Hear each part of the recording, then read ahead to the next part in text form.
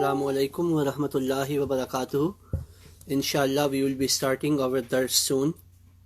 We will continue the discussion on the tafsir or the commentary of the third verse, including Bismillahir Rahmanir Rahim, the third verse of Surah Al-Baqra, which is the second chapter of the Holy Quran.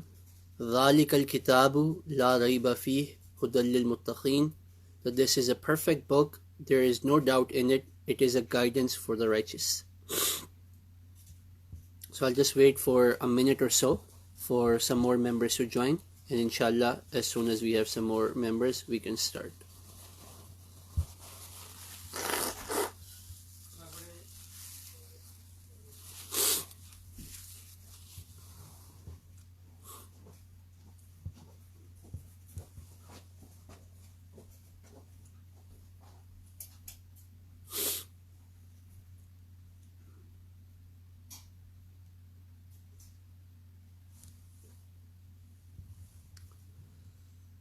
If Zamboanga Jamaat has already joined, if Tuan Mukhlis is already there to do the translation, then I can start right away. Just please send me a message.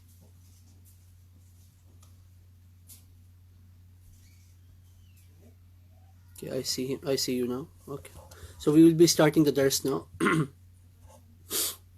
أعوذ بالله من الشيطان الرجيم. بسم الله الرحمن الرحيم.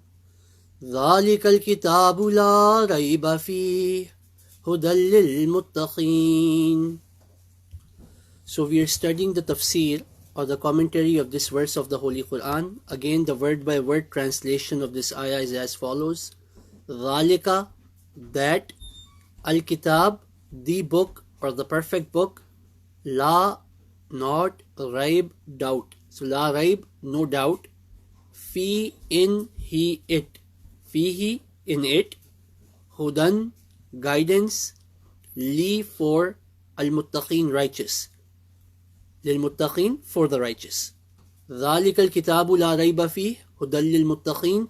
This is a perfect book, there is no doubt in it, it is a guidance for the righteous. We are currently discussing the portion or the phrase in this ayah that la rayba fi, there is no doubt in it. If you remember that in the tafsir we have discussed that Hazrat Muslih Maud Raziyallahu Ta'ala Anhu has mentioned 4 different meanings of the word rayb. I will repeat them again. Number 1, disquietude or uneasiness of mind, meaning something that makes your mind uneasy. Number 2, doubt or something missing or incompletion, some weakness. Number 3, affliction or calamity, meaning some kind of musibah, some kind of trouble. And number 4, evil opinion, false charge or calumny. So we were discussing the tafsir in the light of the evil opinion, false charges. In yesterday's dars, we had moved our discussion towards the fact that ذَلِكَ الْكِتَابُ لَا رَيْبَ فِيهِ, that this is the perfect book. It does not raise any allegations, it does not raise any false charges, it does not contain any evil opinions about previous scriptures, previous prophets, etc. Moreover, if any blemishes, if any weaknesses, if any wrong allegations have been attributed towards the previous scriptures, towards previous in the previous books about God, about faith, about angels, about revelation from God, or about the prophets of God, etc., those allegations have been refuted in the Holy Quran. So the Holy Quran, not only that it does not raise any allegations by itself, rather it purifies the previous scriptures from allegations or blemishes which are attributed towards it. So we have already discussed some of the allegations which are raised on the entity of Allah, on Allah subhanahu wa ta'ala in the previous scriptures, and how the Quran answers it. We have already discussed some of the allegations which are raised on Malaika, on the angels of Allah, and how Holy Quran refutes those. And also allegations which are raised on the revelation from Allah, the books of Allah, as well as the prophets. So we were discussing about some allegations, some false claims, some false calumnies some blemishes which are attributed towards the prophets of Allah in the previous scriptures because of lack of understanding, because of changing by the hands of man, etc., and how the Holy Quran answers it. So yesterday I explained the Holy Quran presents a general rule that the prophets or Allah are not picked haphazardly. It is not a random cast of the die which finalizes or which determines who will be a prophet of God and who will not be a prophet of God. Rather, the prophets of God are handpicked by Allah subhanahu wa ta'ala himself because of their piety, because of their spirituality, and because of their relationship with God, and Allah protects them from birth till death, from all kind of sins, etc. The verse of the Holy Quran which I am referring to is in Surah Al-In'am. Allah Ta'ala says in this verse, Allahu a'lamu haythu yaj'alu risalatahu. Allah knows who to make a prophet and who not to make a prophet. This is an answer to a question from the non-Muslims, disbelievers, that why should we believe in you? You claim to talk to God. You claim that the angels of God descend upon you, but we will only believe if those angels descend upon us as well. If God talks to us as well, then we will believe in that. So Allah answers that no, not everyone can become a prophet, because prophets are chosen by Allah due to their pious pious nature, etc. Then we discussed in yesterday's dars that this general verse of the Holy Quran answers allegations which are raised upon prophets, whether they are mentioned in the Quran or not. So Huzur discussed, Hazrat Khalifatul Masih Sani radiyallahu ta'ala anhu, he discussed some of the allegations which are raised against Krishna, that he used to steal butter, or he used to fornicate, he used to do zina, etc.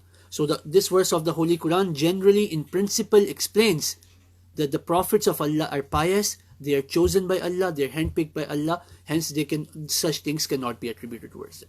So now I will be moving on about some allegations which are mentioned by name and refuted by name in the Holy Quran. One of the allegation is raised upon Sayyidina Adam alayhi salatu wasalam, that Adam alayhi salatu wasalam, he purposely disobeyed. He was a sinful person. He committed a sin, meaning he listened to shaitan and he ate from the forbidden tree. And the Christians, their whole concept of atonement is based on this concept that Adam alayhi salatu wasalam sinned, and that sin is passed generation to generation into us as well. So it is attributed in the Bible towards Adam alayhi salatu wasalam that he was a sinful person. Holy Quran answers this allegation in Surah Taha. Allah Ta'ala says, وَلَقَدْ أَحِدْنَا إِلَىٰ آدَمَ مِنْ قَبْلُ فَنَسِيَ وَلَمْ نَجِدْ لَهُ أَزْمًا. Very clear verse of the Holy Quran that we took an oath, we took a promise from Adam. What was that promise? Not to eat from the forbidden tree. فَنَسِيَ, but he forgot. وَلَمْ نَجِدْ لَهُ أَزْمًا. The action which is attributed towards Adam alayhi salatu wasalam, that he ate from the forbidden tree, وَلَمْ نَجِدْ لَهُ أَزْمًا. We did not find any resolve, any will, any purpose, any conscious effort in his decision. So in Islam, if you do something by mistake, it is a mistake. It is not the sin in the same manner as if you purposely break the orders of Allah. So for example, during Ramadan, we also learn that in Ramadan, you are not allowed to eat. But if a person accidentally eats, if he forgets that he is fasting, it is not considered a sin. His fast is still complete. So the Holy Quran clearly mentions in Surah Taha that Adam alayhi salatu wasalam's mistake was a mistake due to his forgetfulness, and it was not on purpose. وَلَمْ نَجِدْ لَهُ أَزْمًا, that it was not on purpose. He did not purposefully break the order of Allah. Either he was given wrong information, or he forgot, or it was a mistake. But the Holy Quran purifies Sayyidina Adam alayhi salatu wasalam from the allegation, from the blemish that he purposely broke the order of Allah. Similarly, about Hazrat Ibrahim alayhi salatu wasalam, it is mentioned that Sayyidina Ibrahim alayhi salatu wasalam lied. And according to one hadith, this concept is found because of one hadith, misunderstanding of one hadith. This concept is also found in Muslims. that Hazrat Ibrahim alayhi salatu wasalam, he lied 3 times. So the Holy Quran only mentions some of those things, but the hadith of the Rasulullah sallallahu alaihi wasallam says that Ibrahim alayhi salatu wasalam lied 3 times in his life, and then the hadith goes on to mention those 3 lies of Ibrahim alayhi salatu wasalam. It is a misunderstanding of that hadith because the word kizb is used in a different manner in that hadith. It is not, a lie is when you purposely try to you purposely try to defraud someone. You are deceitful. That was not the intent of Hazrat Ibrahim alayhi salatu wasalam in those 3 instances. Inshallah, if need be, you can write the question and I will answer that in Saturday dars or maybe tomorrow's dars. I will explain that in more detail. But this is an allegation which is raised upon Hazrat Adam alayhi salatu wasalam that he was a liar. Holy Quran answers that by saying wa Ibrahim alladhi waffa. In Surah Al-Najm, Allah Ta'ala says that Ibrahim alayhi salatu wasalam was not a liar. He did not break his oaths. He was a person who was fully loyal. He fulfilled all of the commandments of Allah. Wafa means to be loyal to every commandment. So wa Ibrahim alladhi waffa, that Ibrahim alayhi salatu wasalam was loyal, was honest towards every single commandment of Allah subhanahu wa ta'ala. Then there are many allegations raised against Sayyidina Musa alayhi salatu wasalam from their own book, from Bible. For example, in the book of Exodus, it is one of the books of the Pentateuch, we call it Torah. Torah, usually considered to be Pentateuch, which are the first 5 books of the Holy Bible. They are Genesis, Numbers, maybe I'm messing up the order, but the 5 books are Genesis, Numbers, Leviticus, Exodus, and Deuteronomy. So these are the 5 books of Musa alayhi salatu wasalam. So in the book of Exodus, it is mentioned that Hazrat Adam alayhi salatu wasalam, according to the command of Allah, he defrauded the Egyptian. That before migrating, before his exodus from Egypt, he defrauded the Egyptians and he took all of their gold, all of their jewelry before running away. So Exodus chapter 11 starts, the Lord said to Moses, I will bring one more plague on Pharaoh and on Egypt. After that, he will let you go from here. And when he does, he will drive you out completely. Meaning, among the punishments of Allah, I'm about to send one more punishment. After this punishment, you will be free. The Pharaoh will himself drive you out from Egypt. Then verse number 2, tell the people that men and women alike are to ask their neighbors for articles of silver and gold. What is being commanded here? That the Bani Israel, the Jews or the children of Israel, they should ask their neighbor that if you want to be saved, give us some gold, give us some jewelry, you will be saved. So it was an act of fraud committed, nauzubillah, committed by Hazrat Musa alayhi salatu wasalam, that they took all the gold and silver from their neighbors and they left. They had the exodus, they left, and then they were punished before them. On the opposite, the Holy Quran says in Surah Taha again, وَلَكِنَّا حُمِّلْنَا أَوْزَارًا مِّن زِينَةِ الْقَوْمِ فَقَذَفْنَاهَا. Hazrat Musa alayhi salatu wasalam, when he went to the mountain of Tur, mountain of Sinai, for 40 nights to worship God in seclusion, behind him, the Bani Israel, they started worshipping a calf, meaning a baby cow. Started worshipping it, which was made of gold. The story is mentioned in detail in the Holy Quran that there was a person by the name of Samiri who asked all of the gold which the Bani Israel were carrying. He melted it, he turned it into a calf, which when the wind used to blow through it, it used to make a sound. And the Samiri said, this is your God. Worship this calf, this cow made up of gold. So when Hazrat Musa alayhi salatu wasalam came back from Mount Sinai and he confronted them that I have only left you for 40 days, 40 nights. What have you done? You have already started doing shirk. You have made a calf made up of gold and silver. So the Bani Israel, they answered, وَلَكِنَّا حُمِّلْنَا أَوْزَارًا مِّن زِينَةِ الْقَوْمِ فَقَذَفْنَاهَا. That we were tired of carrying the gold and silver which was given to us by the Israelites. So we are tired of that. So Samri told us, you're tired of carrying all of this gold, give me all of this gold. I will make you something out of that.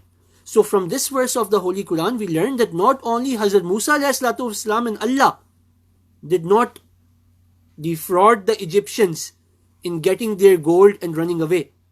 Rather, even the children of Israel, even the Jews, they themselves did not defraud the Egyptians. The Egyptians, they themselves came and gave the gold to the Jews, that we are being punished. So ask your God to save us from punishment, and this is our Nazrana, this is our gift to you, that present it to your God and save us from this punishment.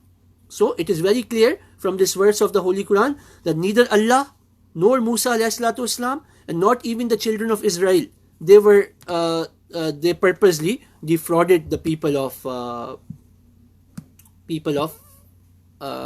Egypt.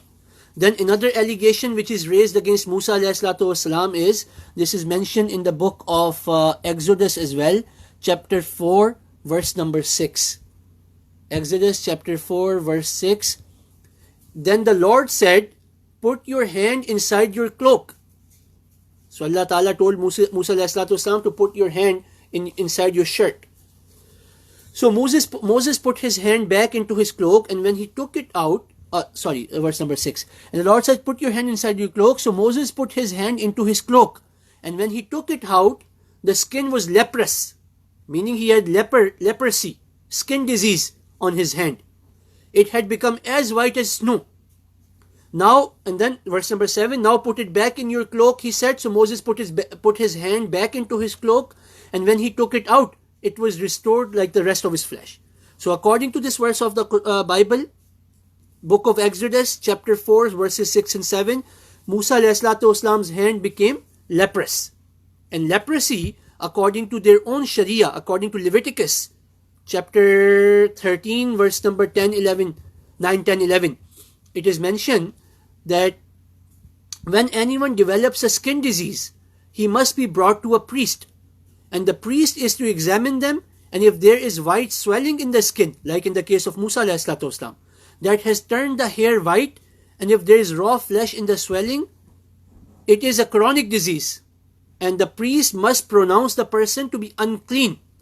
He need not isolate him, for he is unclean. That person, leprosy, if a person is leprous, he is considered unclean according to the Sharia of Musa ﷺ, according to Torah, according to their book of Leviticus. And according to Exodus, it is mentioned that the hand of Musa ﷺ became leprous, but when he put it again, that leprosy was gone. On the other hand, the Holy Quran is very clear. Holy Quran mentions in Surah Taha again, تَخْرُجُ بَيْضَاءَ مِنْ غَيْرِ سُوءٍ. When he took his hand out, his hand was white. It was shining like a white light. بِغَيْرِ سُوءٍ. There was no mistake, there was no leprosy, there was no disease. His hand was pure of disease. So this is the beauty of the Holy Quran. ذَلِكَ الْكِتَابُ لَا رَيْبَ فِيهِ. This is a perfect book. It does not contain any allegations against previous religion. Rather, if any allegations, if any blemishes are raised against any of the previous prophets, the Holy Quran removes them. Holy Quran says the hand of Musa ﷺ did not become leprous, like it is mentioned in the Bible. It says that Musa ﷺ did not steal from the Egyptians. Rather, the Egyptians themselves gave the gold to them. It says that Adam ﷺ did not purposefully sin and disobey the commandments of Allah. Rather, فَنَسِيَ وَلَمْ نَجِدْ لَهُ أَزْمًا. He forgot, and he did not have any desire, he did not have any intention to break the commandments of Allah. So this is the beauty of Holy Quran. ذَلِكَ الْكِتَابُ لَا رَيْبَ فِيهِ. This is a perfect book. It removes all of the blemishes from the previous prophets, from previous books, and even from Allah subhanahu wa ta'ala. So may Allah ta'ala enable me and enable all of us to read the Holy Quran, to study the Holy Quran, to learn the translation, and to think about the teachings of the Holy Quran, and then most importantly, make Holy Quran a part of our life. May Allah Ta'ala enable me and enable all of us to do so. Ameen. Allahumma salli ala Muhammadin wa ala ali Muhammad wa barik wa sallim innaka hamidun majid. Assalamu alaikum wa rahmatullah.